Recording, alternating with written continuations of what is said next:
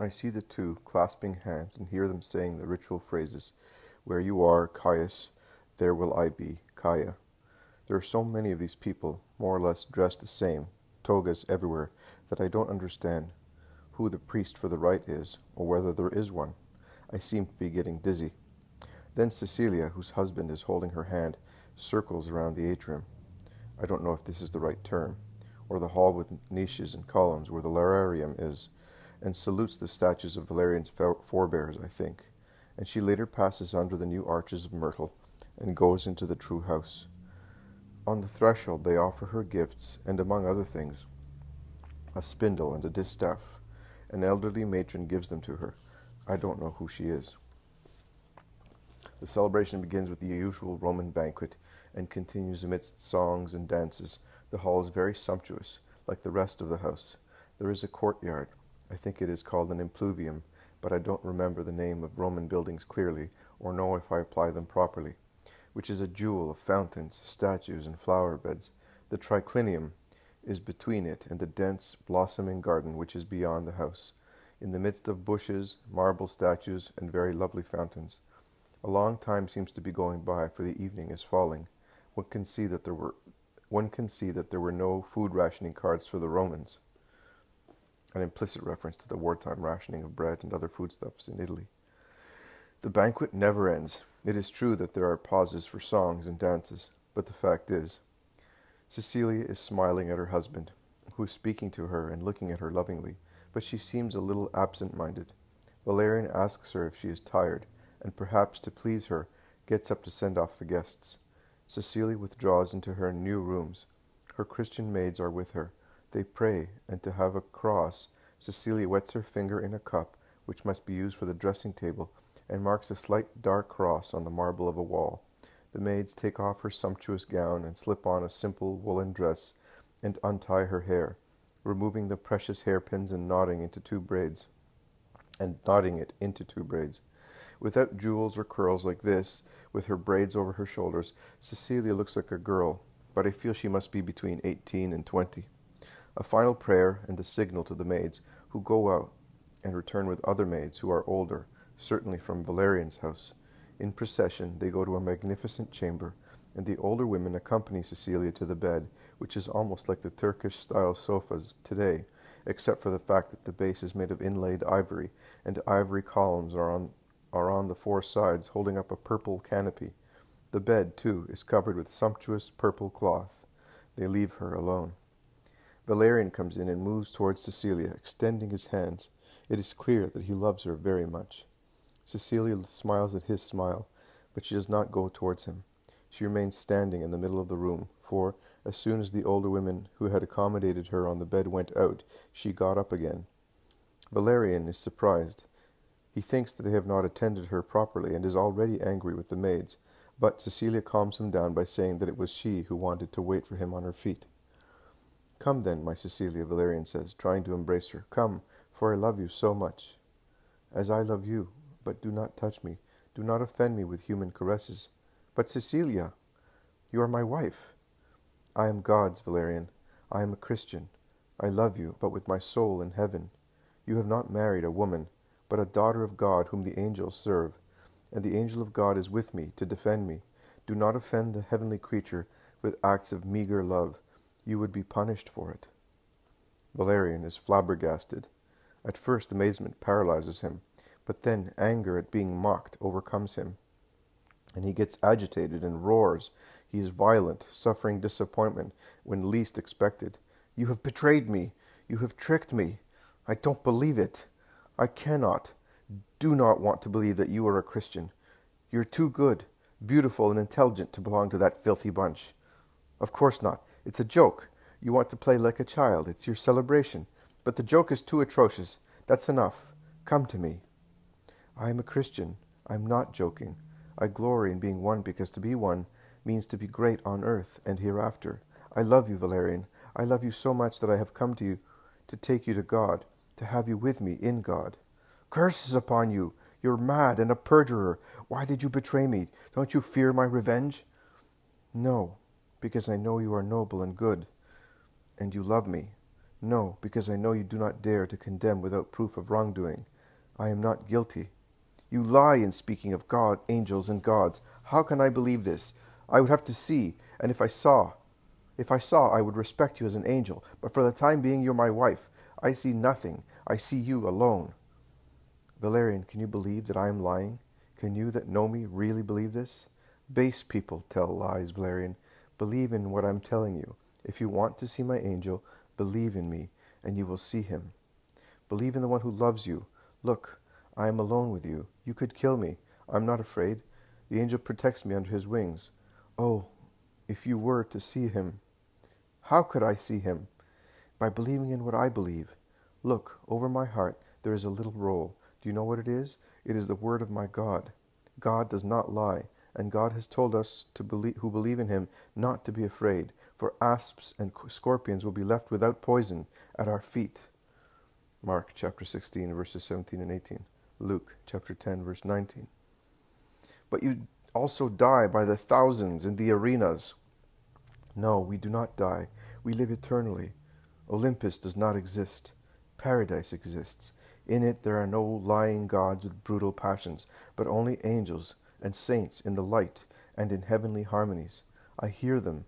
I see them. O light, O voice, O paradise, descend, descend.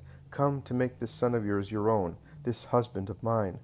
May your crown be for him first, rather than for me the pain of being without your affection, but the joy of seeing him loved by you, in you, before my coming.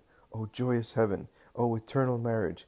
Valerian, we shall be joined before God, virgin spouses, happy with a perfect love.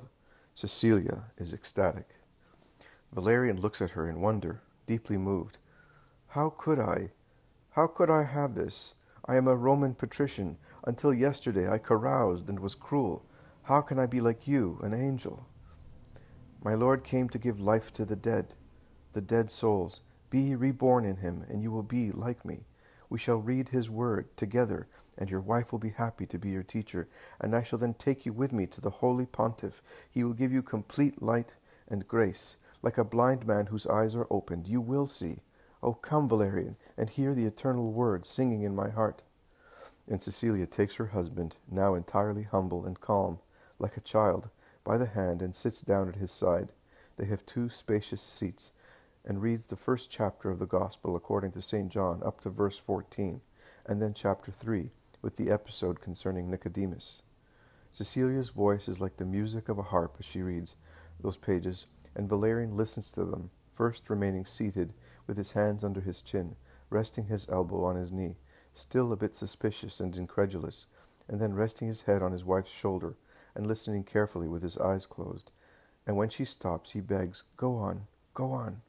Cecilia reads passages from Matthew and Luke, all of them suited to convincing her husband more and more, and she concludes by returning to John, reading from the washing of the feet on, beginning with John chapter 15, verse 1. Valerian is now crying. The tears are falling without tremors from his closed eyelids. Cecilia sees them and smiles, but does not show she notices. After reading the episode of Thomas's incredulity, John chapter 20, verses 24 to 29, she becomes silent. And they remain like that, one absorbed in God, and the other absorbed in himself, until Valerian cries out, I believe, Cecilia. Only a true God can have said those words, and loved in that way. Take me to your pontiff. I want to love what you love. I want what you want. Do not be afraid of me any more, Cecilia. We shall be as you wish, spouses in God, and brother and sister here. Let's go, for I do not want to delay in seeing what you see, the angel of your purity. And Cecilia radiantly stands up, opens the window, and draws back the curtains, so that the light of new day will come in, and makes the sign of the cross, saying the Our Father very slowly, so that her husband can follow it, and then makes the sign of the cross, touching his brow, and moving her hand over his heart. Finally she takes his hand and takes it to his brow, his chest, and his shoulders in the sign of the cross, and then goes out, continuing to hold her husband's hand, guiding him towards the light. I see no more.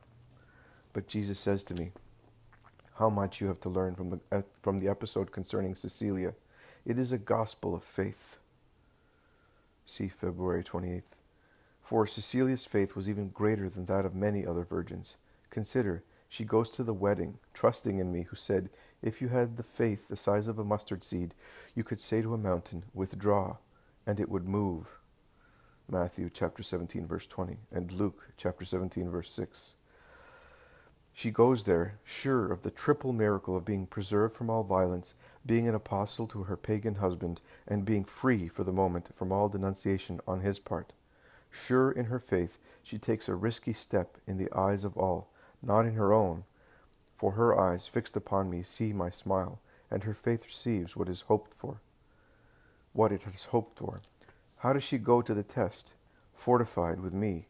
She rises from an altar to go to the trial, not from a bed. She does not speak with men. She speaks with God. She does not lean on anything but me. She loved Valerian in a holy way. She loved him beyond the flesh. An angelic wife. She wants to go on loving her spouse this way throughout true life. She does not limit herself to making him happy here. She wants to make him happy forever. She is not selfish. She gives him what is his good, the knowledge of God. She faces danger to save him. Like a mother, she is not concerned about dangers provided she can give life to another child. True religion is never sterile. It provides the ardors of spiritual paternity and maternity which fill the ages with holy warmth. How many, over these 20 centuries, have poured themselves out, becoming voluntary eunuchs? Matthew chapter 19, verse 12. In order to be free to love, not a few, but many, all the unfortunates. See how many virgins act as mothers for orphans, how many virgins as fathers for derelicts.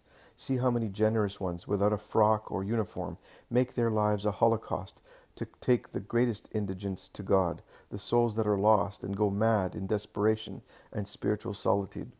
See, you do not know them, but I know them, one by one, and see them as the beloved of the Father. Cecilia teaches you something else. To deserve to see God, one must be pure. She teaches this to Valerian and to you. I said, blessed are the pure, for they will see God. Matthew chapter 5, verse 8. To be pure does not mean to be virgins. There are virgins who are impure, and fathers and mothers who are pure. Virginity is physical, and should be spiritual inviolateness. Purity is the chastity which lasts in the circumstances of life, in all of them. Those who do not practice and second lust and the appetites of the flesh are pure. Those who do not take delight in thoughts and conversations or spectacles which are licentious are pure. Those who, convinced of the omnipresence of God, always behave, whether alone or with others, as if they were in public, are pure. Tell me, would you do in the middle of a square what you take the liberty of doing in your rooms? Would you say to others whose good opinion you would like to preserve what you are turning over in your minds? No, for on a street you would incur in men's punishments, and in the company of men in their disdain. And why then do you act differently with God? Aren't you ashamed to appear before him as pigs, while you are ashamed to appear as such in the eyes of men? Valerian saw Cecilia's angel, and had his own, and led Tibertius to God. He saw the angel after grace had made him worthy, along with his will, to see the angel of God. And yet Valerian was not a virgin. He was not a virgin, but what merit to be able to tear oneself away from all the inveterate pagan habits out of supernatural love. Great merit in Cecilia, who was able to keep affection for her husband in entirely supernatural spheres, with a double heroic virginity. Great merit in Valerian, in being able to be reborn to the purity of childhood, so as to come into my heaven with a white stole. The pure heart, a fragrant, blossoming flower bed, the angels fly over, those strong in faith, the rock on which my cross rises and shines, a rock whose every stone is a heart cemented to another in the common faith binding them together.